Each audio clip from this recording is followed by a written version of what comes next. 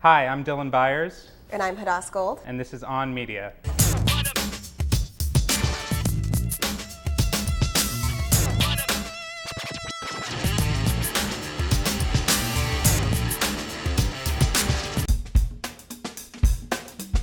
So this week, Fox News landed a really big interview with Syrian President Bashar Assad. How'd that happen? Right, so what it actually took, oddly enough, was former Representative Dennis Kucinich, who's a contributor at Fox News, to land them the interview.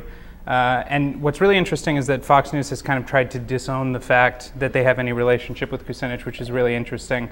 So for instance, what they've done is every time they introduce this interview, when they promote this interview, what they basically say is that Kucinich is not there representing Fox News. Now, of course, you watch the interview, and Kucinich is very much representing Fox News.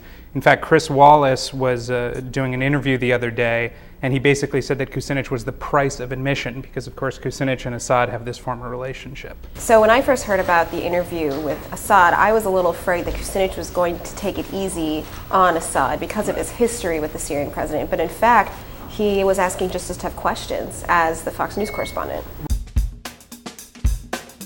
But Kucinich wasn't the only one to land a big interview this week with a powerful foreign leader. Also, Ann Curry at NBC landing an interview with the Iranian president. Tell us about that. Right, so Ann Curry tweeted really suddenly that she was about to interview President Rouhani, the new president of Iran, and it was really interesting. She had to wear a hijab and cover her hair as the traditional Muslim way, but it was a really great interview, and Rouhani really made it sound as though he wants to negotiate on building nuclear weapons and potentially putting it all out on the table. Another interesting thing about that interview, too, CNN had an interview scheduled with Rouhani when he comes to the United States for the UN General Summit. Right. And then lo and behold, NBC goes ahead and sends Ann Curry to Iran and gets the interview first, which is kind of a big knock to CNN. So there were big moves at Fox News. They announced a brand new lineup this week. What does that all mean? Right, it's a big shakeup. It's like a long-awaited shakeup. The biggest news, obviously, is that Megyn Kelly, the daytime host, is moving in to the 9 p.m. hour. What I find sort of fascinating about this whole move is that it's been broadcast as this like big shakeup, but really what's happening is you're seeing a lot of the same faces just being moved around, right? So you still have Bill O'Reilly, you still have Sean Hannity, you still have Greta Van Susteren. Greta Van Susteren's just moving to an earlier hour. Some people have asked, does this signal a kind of like change in tone for Fox News? I think certainly with Megyn Kelly's hour, you're going to see less of the kind of like hyper opinionated stuff that you see with a Hannity, with an O'Reilly. But those guys are still there. They're not going to change the nature of their show at all. They're very much like autonomous, and they do what they do. But it will be interesting, and it'll certainly be interesting to see if Megyn Kelly can pull in even more ratings in that time slot than previously. So you had a big scoop this week, partnered with Capital New York's Joe Pompeo.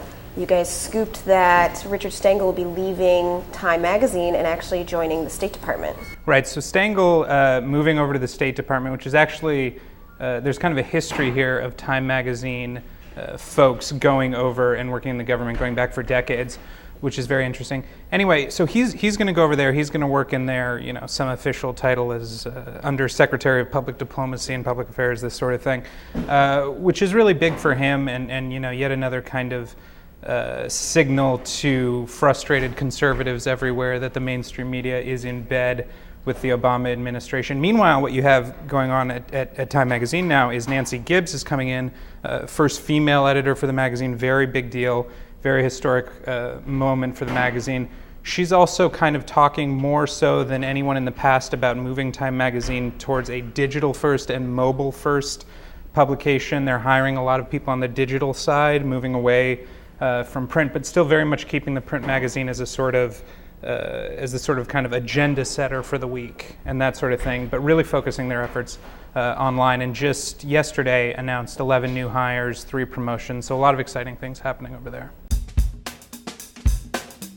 So you had a really interesting story this week on Reuters Nix, ambitious project out of Reuters. Everybody was talking about it, really excited about it, and now it seems to have just died. What happened? Exactly. So 2 years ago, they started this big project, Reuters Nix. It's supposed to turn the huge resources that Reuters has as a wire service into the #1 news source that everybody would turn to. It was going to take all of their multimedia, their stories, their constant updates, and put it into a stream-like river of information, they were saying. And the initial reviews about it were really positive. Everyone was really excited about it. And then, on Wednesday, Andrew Rashbatz, their new CEO, just decided to cancel it. And it wasn't really it wasn't absolutely his decision. Reuters Nix had been facing a downfall for quite a while.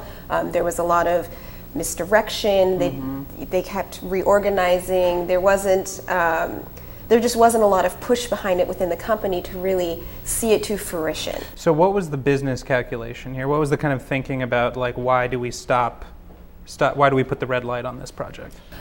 The sources that I spoke to said that from the beginning, Reuters Nix wasn't supposed to make money. It was all about building the brand and making Reuters the #1 news place you'd go to. Reuters is a huge company with tens of thousands of employees, billions of dollars in revenue. So why would they invest so much time and money into a project that at the end of the day wasn't going to make them any money? I'm Dylan Byers. I'm Hadas Gold. And this was On Media. For these and more stories, you can check out our blog at politico.com.